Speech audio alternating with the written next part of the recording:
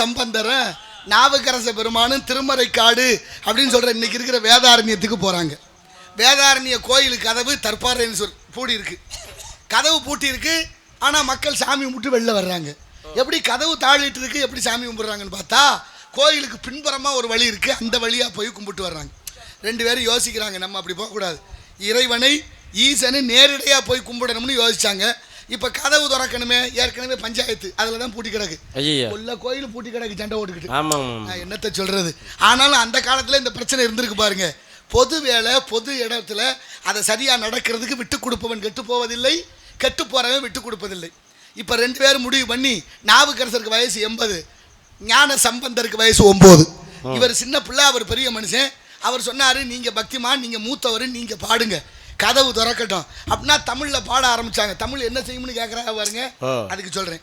இப்ப தமிழ்ல பாட ஆரம்பிச்சாரு.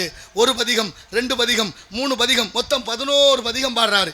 11 பதிகம் பாடினதுக்கு அப்புறம் தான் கதவு திறக்குது. ரொம்ப மகிழ்ச்சியோட போய் சாமியை கும்பிட்டாங்க. வெளியில வந்தாங்க. திறக்கிறதுக்கு நான் பாடிட்டேன், கதவு பூட்டணும்ல, தாளிடுவதற்கு நீங்க பாடுங்க நாவுக்கரசர். ஞான சம்பந்த பெருமானும் 4 வரி பாடினாரு. படக்குன்னு கதவு மூடிருச்சு. இப்ப என்ன ஆச்சரியம் தெரியுமா, நாவுக்கரசருக்கு கொஞ்சம் வருத்தம்.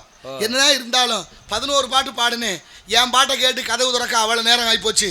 நீங்க பாடின பாட்டு 4 வரியில கதவை மூடிக்கிட்டாருன்னா உண்மையிலே நீங்க தான் பெரிய மனுஷன், நீங்க தான் பக்திமான், நீங்க தான் சிறந்தவர், எனக்கு அவளை பக்தி இல்லை போல இருக்கேன்னு அவர் தாழ்ந்து வணங்கினாரு. உடனே அவர் சொன்னாரு, அப்படி நினைக்காதீங்க, ரொம்ப நேரம் நீங்க பாடி ஏன் கதவு திறக்கல தெரியுமா, ஏற்கனவே சிவனுடைய காதுல 2 தோடுகளாக 2 கந்தர்வர்கள் இருக்கிறார்கள்.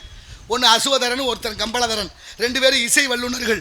2 பேரும் சிவனை குறித்து தவம் இருந்தார்கள். அப்படி தவம் இருக்கிற போது சிவபெருமான் தோன்றி என்ன வர வேண்டும்னு கேட்க, இவங்க 2 பேரும் சொன்னாங்க, ஐயா நாங்க இசை பாடுவதில்லை வல்லுநர்கள், நாங்க இசை பாடணும், நீங்க கேட்கணும். அவர் சொன்னார், உங்கள்கிட்ட கேட்டுக்கிட்டு இருந்தா மற்ற வேலை இருக்கு, அதனால நீங்க என்ன செய்றீங்க, உங்க 2 பேரையும் தோடுகளா மாத்தி காதுல மாட்டிக்கிற, நீங்க பாட்டுக்கிட்டே இருக்கடா, காதுல கேட்டுக்கிட்டே இருக்கட்டும். அதுதான் இன்னைக்கு இந்த காதுல மாட்டிக்கிட்டே தெரியல. அதுதான் அன்னைக்கே வந்த கதை. அதுதான் அன்னைக்கே அவர் வாங்கி வச்சுட்டாரு பாருங்க காதுல 2 பேரை, நீங்க பாடுங்க நான் காதுகளை கேட்டுக்கிறேன்னு.